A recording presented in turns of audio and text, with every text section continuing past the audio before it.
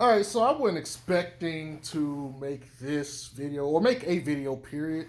I had other things I planned to do today, but I was just sitting here doing some house cleaning and listening to, First Take as they were talking about a couple things and stuff. And I just want to this is going to be a little ramble, but I'm going to be all over the place. But y'all just bear with your boy. Just bear with your boy real quick. So, my Mavs take a 3-2 lead against the Clippers last night. And I still had the Clippers pegged to win this, and I'm still going to stick with my Clippers pick. But let's talk about this series real quick. And that's not the only thing I want to talk about, but let's talk about this series real quick. There's 3-4 maybe things probably that are evident about this series. But what I really want to talk about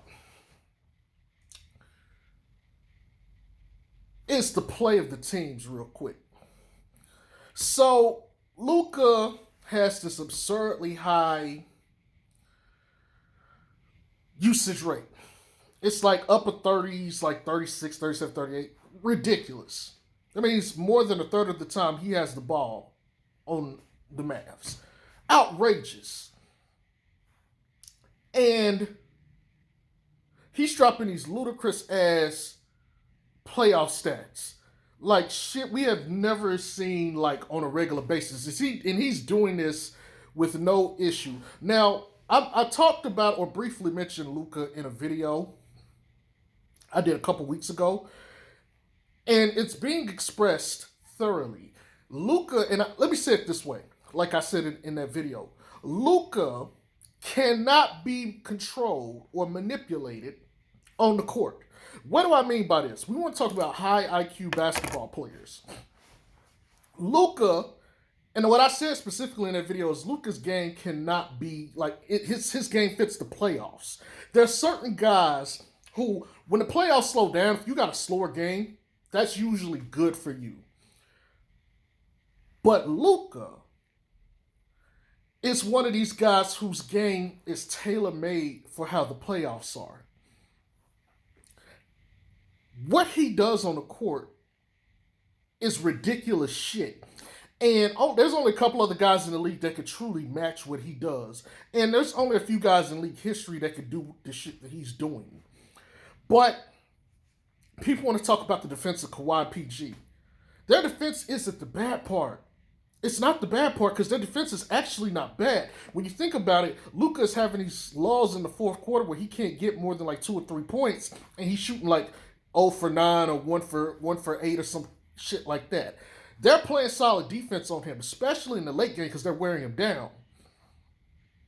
It's not the defense.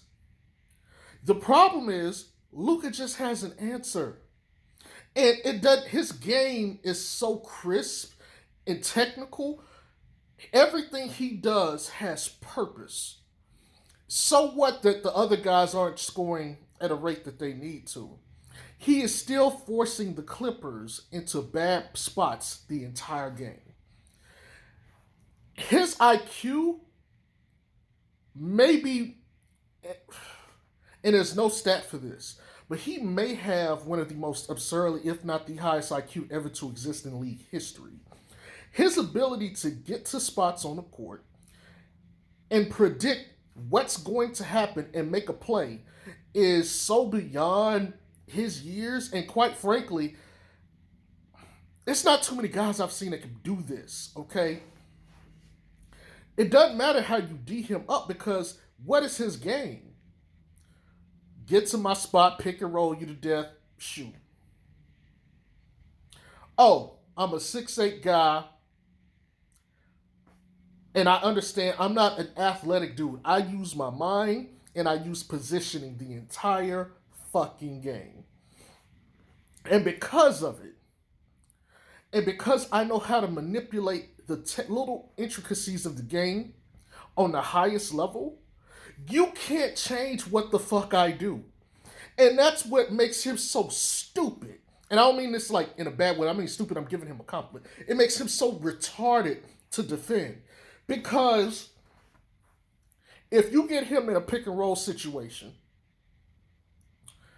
he shoots 33%. 33% from 3. So you should conventionally want to back off of him. But because he's a gamer and he's got this his aura and mystique is like, I can't leave him open for a second because he can knock it down. 33% is weird for him because when Lonzo would shoot 33%, it's like, when Luka shoots 33%, it's like, oh shit, we gotta guard him. And he can make all the passes. He's a point guard. Really, he's a forward, but he's a point forward. Automatic mismatch because, first of all, point guards and shooting guards can't deal with him because he's too big. He's too fucking big. Centers can't do shit with him because he's faster than them. And he don't even have to be that athletic. He's just faster than them. And he's such a technical savant at the game that he can sit here and draw the fouls on you. And it's just like he's not doing anything out the ordinary. He's one of those guys that just, like, you go walk into a gym, you be like, oh, okay, he's just whatever. And then all of a sudden it's like, when the game turns on, he's like, he goes from being just your mild, ordinary hero or guy to be like, yo, who the hell is the Super Saiyan? You know what I'm saying? Shouts to the anime fans, Dragon Ball Z fans. He literally, when the game comes on, it's and I've seen dudes like this. They just go to another level. But Luka has another level. You can't do anything with Kawhi or PG on him. You just can't. And the only other option I could think of is you're going to have to pick him up full court and trap him full court. Absurd. You trap him full court and you're going to have to like keep him cornered or isolated from the ball. He cannot touch the ball. That is your only defense for him because you can't speed him up one-on-one. His handles is too good. He's too big. Okay? Kawhi can play all the defense in the world, but all he got to do is put his ass on him and just keep the ball away from him. Kawhi got linked, but so do Luka. And his handles is good. He knows where he's got excellent technique and posture. It is all the little things that makes him so fucking dynamic on that damn basketball court. And I know the media is going to kill them about defense, but I'm telling you, I'm not sure AD or Ben Simmons, who are probably, or Giannis, and those to me are the three best defenders in the league. I'm pretty, maybe Draymond in that group too. Those may be the only four people that have something to say about him. But he's got a way to beat every single one of those guys, with the exception to me, maybe Giannis and AD. If I had to pick anybody to guard him up front, I want one of those two guys. If you don't have one of those two guys, good night. Good night. Kawhi's too small for him. Kawhi's too small. And it's absurd to say this, but Kawhi can do nothing to stop him. Paul George has length, but he don't have the strength, nor the IQ. And I'm not trying to demean Paul George. Paul George ain't a dumb basketball player. He's one of my favorites. But he cannot counter Luka's bullshit. He cannot counter his bullshit. Luka is on another level right now. And the Clippers are in trouble. And they're going to be in a fucked up situation. I don't like their roster in terms of scoring because most of the bulk of the work is on, Kawhi and PG. And defensively, I like their roster for the most part, but I don't like Pat Bev and a couple other guys that they have. But man, think about this. Last night he had Tim Hardaway Jr. with 20 points. And he had over 40. The rest of the team didn't get past 9 apiece. KP only had 9. KP been shit this entire series. If KP had been well, and I don't think he's healthy, but had he been well and just put up like 15 points, this would be a sweep. This would be a fucking sweep. He is ridiculous, and the playoffs fit his style of play. There's not much you could do with him, and I know people be like, Lonzo wouldn't be able to stop this dude.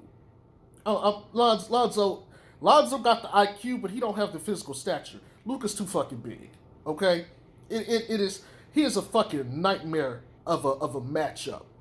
He is a nightmare of a matchup. And I'm telling you, the only way you're going to be able to stop him consistently, you have to trap this nigga full court and force him to throw the ball away. You would have to play LeVar's style of ball. Because I don't agree with LeVar's style of ball defensively in the pros. But LeVar's style of ball in the pros, I think, is what you need for a Luka. Trap his ass full court. Let him get the ball. But the minute he pick up that ball, you need 3 or 4 guys, 2 guys, trapping him and another to pick up on whoever else he's going to try to throw it to. That's why I would love to have LeVar's defensive system. That's one of the few situations. Luka cannot touch that ball. He cannot touch that ball in half court. And it's getting to the point. It is getting to the point where I'm starting to think that is a passive ability he has. When we talk about intangibles, to me, it's passive ability.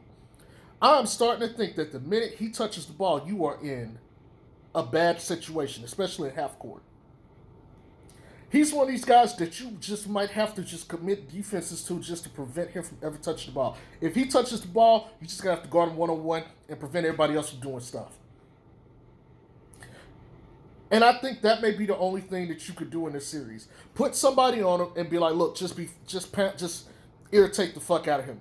Just go out there and irritate the everlasting fuck out of him. Send him to the foul line if you have to. Do not let him just be a gnat. Don't put Paul George Kawhi on him, because they're not going to do shit with him. They're not. That's the only option I think at this point you got to stop Luka if you're the Clippers. But to the point of all, let me put that to the side. Other thing I want to talk about in this video is these teams and what I think as far as team building is what it's looking like, right? So, if you're a young team and you're building, I think the route you're going to have to go is you're going to have to figure out your 2 guys.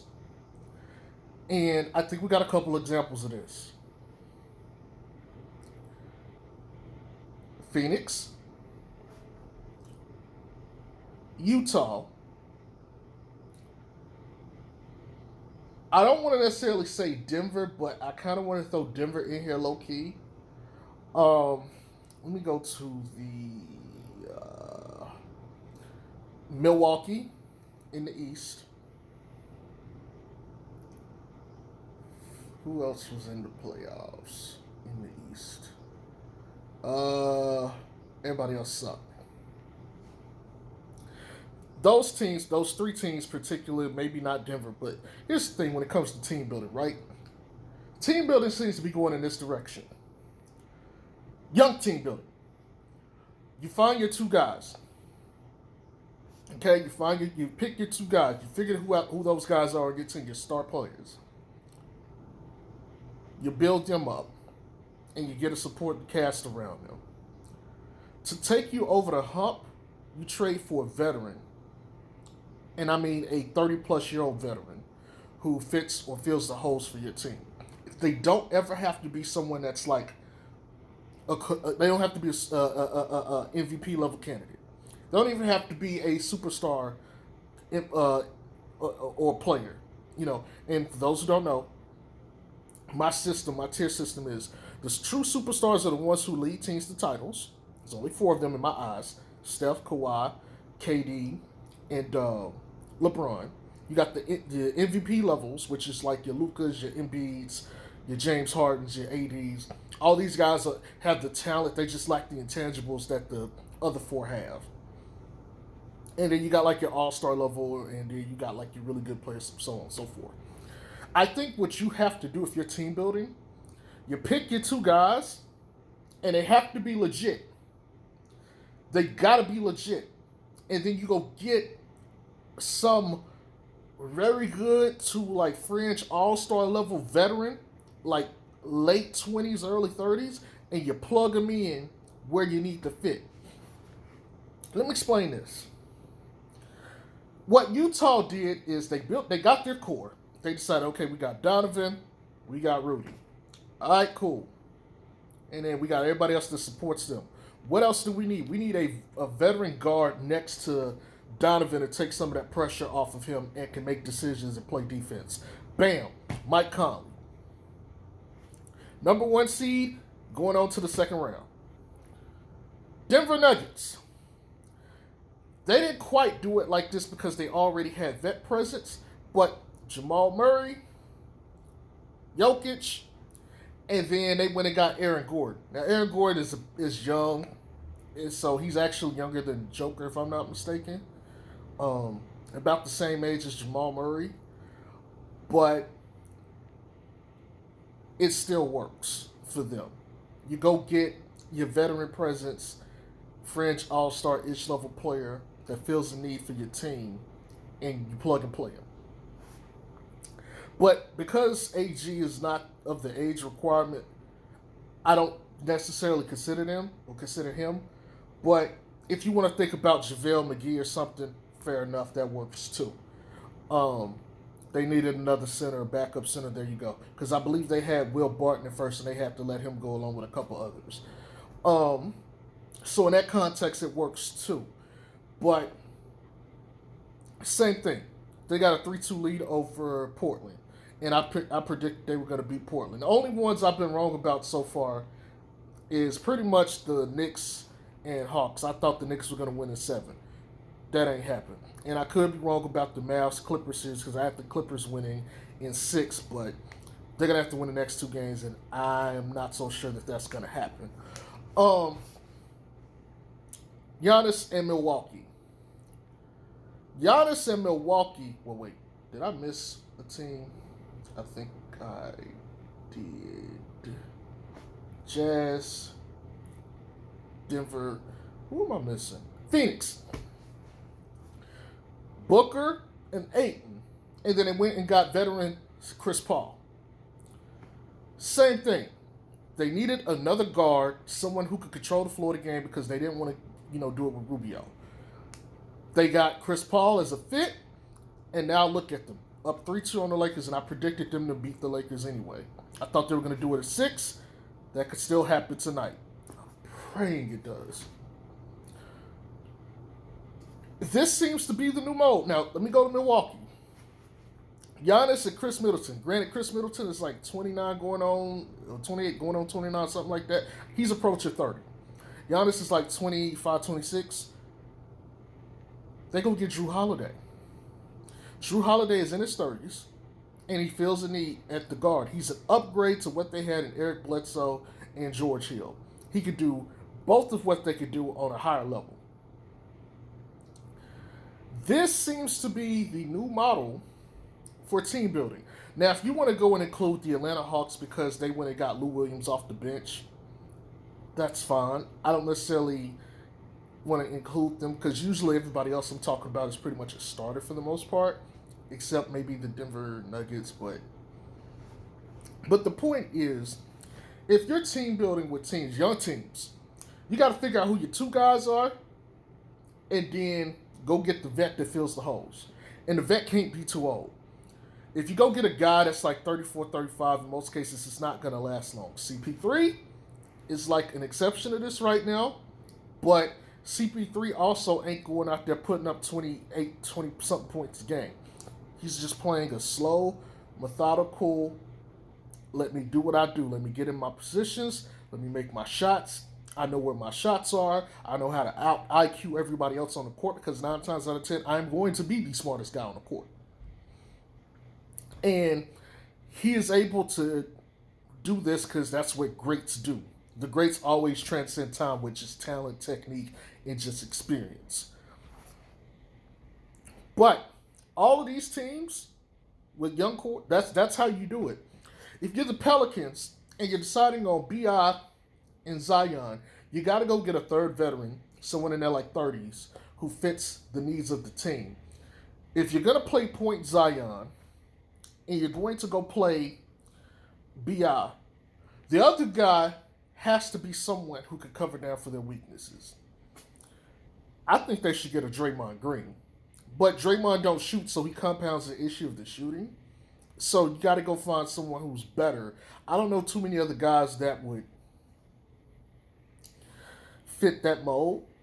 And so This would be a whole lot easier to do if it was Lonzo and Zion, because then you just need to go get another two-way player scorer. And I think you can find that more readily. You can go get Paul George and they're ready to go. Or Kawhi Leonard and they're ready to go. In fact,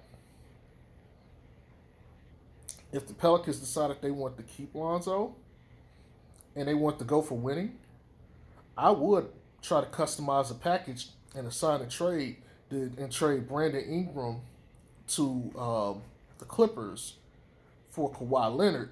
Have Kawhi come to New Orleans on the deal next to Zion. Now you got your two-way defender. You got Lonzo and Zion.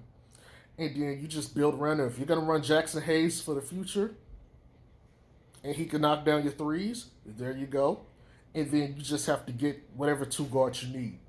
Kawhi can recruit, so Kawhi will get someone to come. You know, he'll get someone out there, and then there you go. And then the Pelicans are situated.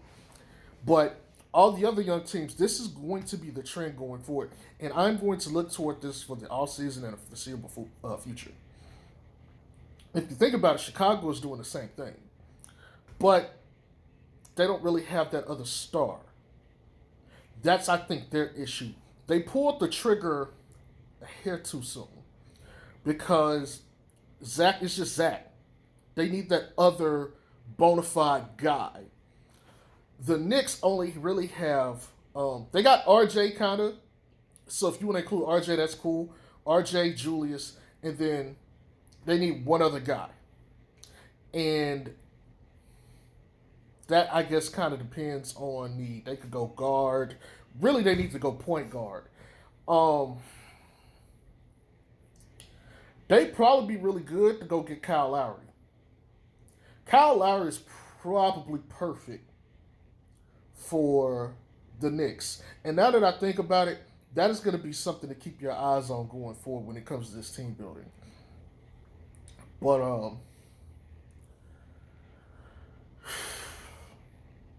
these playoffs are interesting. These playoffs are very interesting because on one hand, guard play is killing in most of the series. And on the other hand, God level wing play is killing. And I'm trying to think, but I don't think any center dominated team other than, or front court dominated team other than like Philly is winning. And I don't consider the Nuggets a front court dominated team. Front court is basically small forward, power forward, center for those that don't know. Some people only include center and power forward because those are the bigs, but that's how I'd look at it, 3 through 5.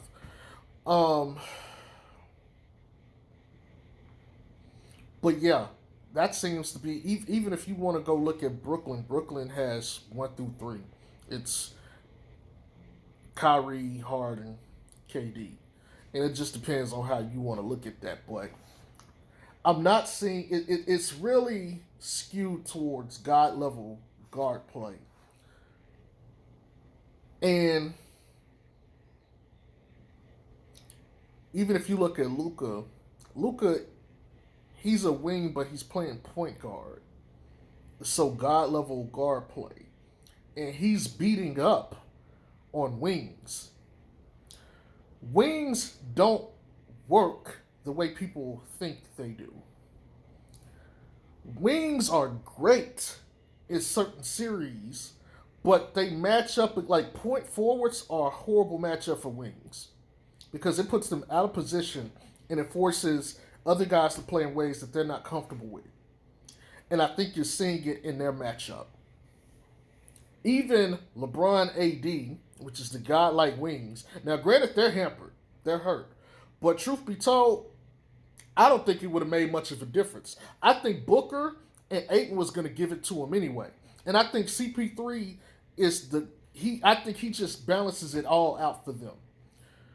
But, man, look. Let me touch on something else, too. Because a lot of people talk about, Lonzo's potential teams he's going to. I don't want to see him on my Mavs. I don't. because that usage rating, like he gonna be a spot up shooter if he on the Mavs. I don't want to see him there. For Lonzo to benefit a team, he's gonna have to go to a team like the Clippers. I don't want him on the Clippers. I said it on DJ Stream the other day. Why I don't want him on the Clippers, but he would have to be like it'd have to be like the verse. You need for them. It's like you got two star level and a god level player wings, and you need someone where you're weak at, which is in the backcourt. But and they would have to go younger there. I don't think that's a viable situation. And the Clippers are fucked because they gave away their future to get Paul George. They're not going to be, if they lose Kawhi, they can still win games with Paul George, but they're not going to be, they're going to be like a 8, 9, 10 seed going forward. The Warriors in a kinky situation because all their older guys are injury prone, with the exception of Draymond. Clay can't seem to stay healthy. We don't know if we'll ever see him on the court again, truth be told. And we don't know how good he'll be because he's had 2 major injuries.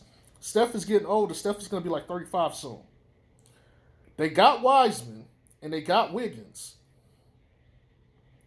Wiseman was hurt, and quite frankly, they don't want to play with him because he's too inexperienced. He's too raw. They would much rather give him up to go get somebody else.